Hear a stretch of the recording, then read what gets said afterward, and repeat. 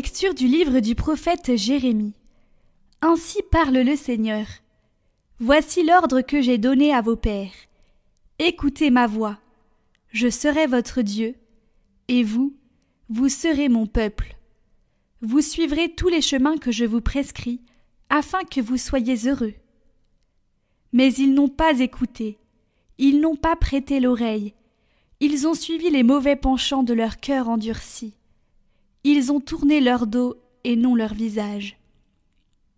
Depuis le jour où vos pères sont sortis du pays d'Égypte jusqu'à ce jour, j'ai envoyé vers vous, inlassablement, tous mes serviteurs les prophètes.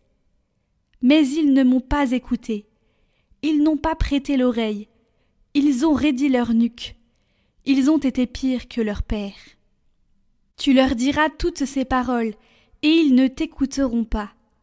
Tu les appelleras, et ils ne répondront pas. Alors tu leur diras, voilà bien la nation qui n'a pas écouté la voix du Seigneur son Dieu et n'a pas accepté de leçon. La vérité s'est perdue, elle a disparu de leur bouche.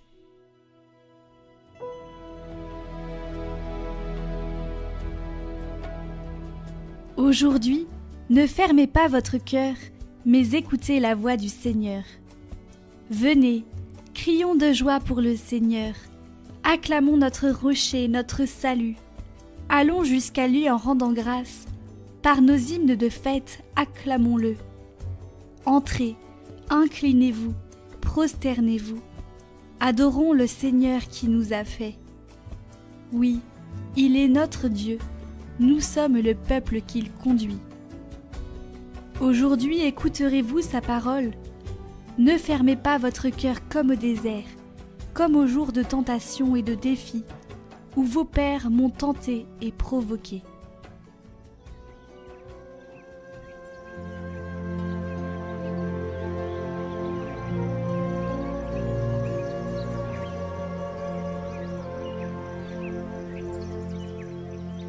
Évangile de Jésus-Christ selon saint Luc. En ce temps-là, Jésus expulsait un démon qui rendait un homme muet. Lorsque le démon fut sorti, le muet se mit à parler, et les foules furent dans l'admiration. Mais certains d'entre eux dirent : « C'est par Belzéboul, le chef des démons, qu'il expulse les démons. »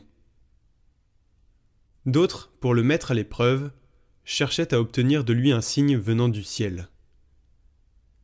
Jésus, connaissant leurs pensées, leur dit : « Tout royaume divisé contre lui-même devient désert, ses maisons s'écroulent les unes sur les autres.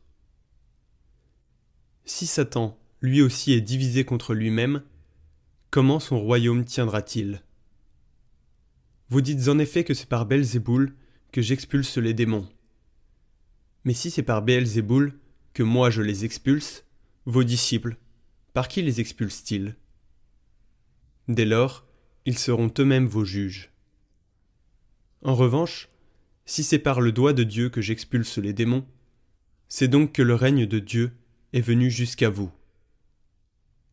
Quand l'homme fort et bien armé garde son palais, tout ce qui lui appartient est en sécurité. Mais si un plus fort survient et triomphe de lui, il lui enlève son armement auquel il se fiait, et il distribue tout ce dont il l'a dépouillé. Celui qui n'est pas avec moi est contre moi. Celui qui ne rassemble pas avec moi disperse.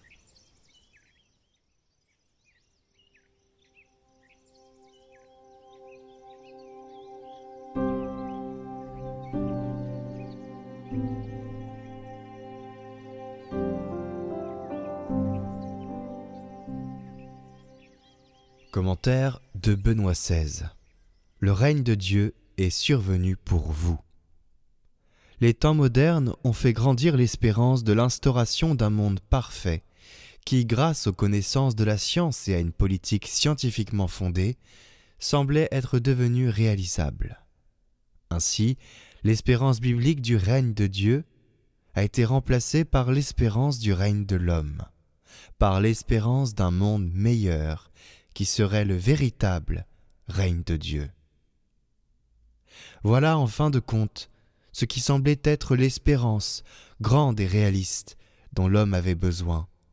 Elle était en mesure de mobiliser pour un certain temps, toutes les énergies de l'homme. Mais au cours du temps, il est devenu clair que cette espérance s'éloignait toujours plus. On s'est rendu compte que c'était peut-être une espérance pour les hommes d'après-demain, mais non une espérance pour moi.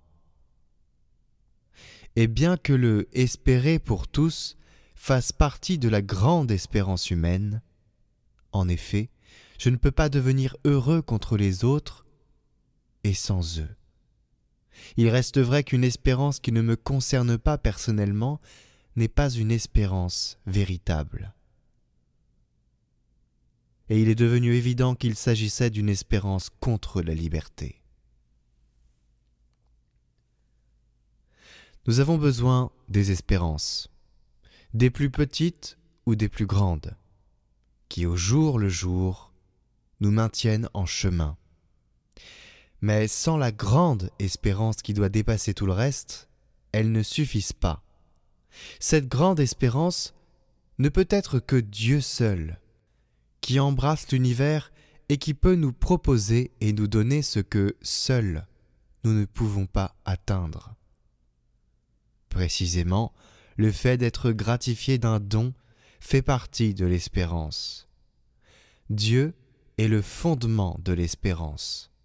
Non pas n'importe quel Dieu, mais le Dieu qui possède un visage humain et qui nous a aimés jusqu'au bout, chacun individuellement, et l'humanité tout entière.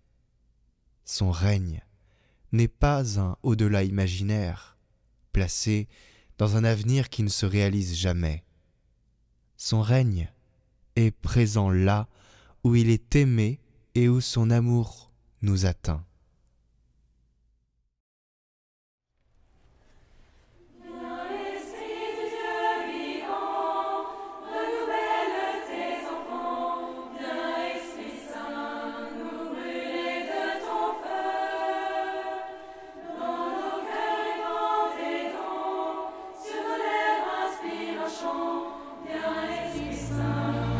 Transformer nos vies, esprit de lumière, esprit créateur, restaurons-nous la joie, le feu, l'espérance, affermis nos âmes, ranime nos cœurs, pour témoigner de ton amour immense.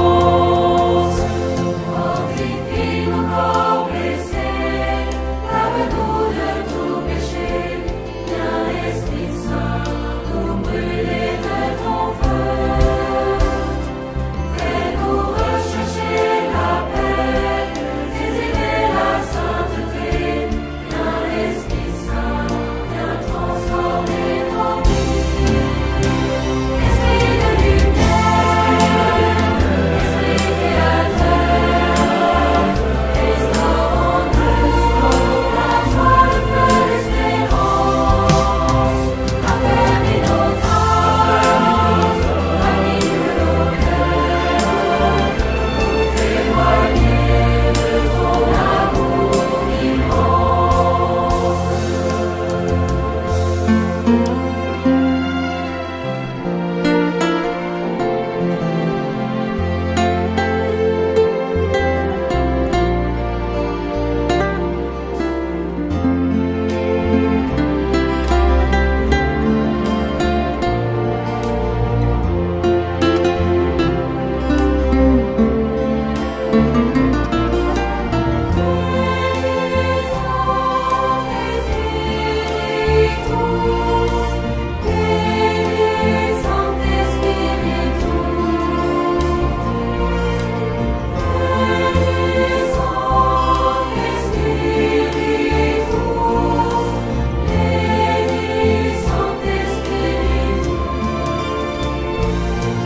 Donne-nous la charité pour aimer en vérité.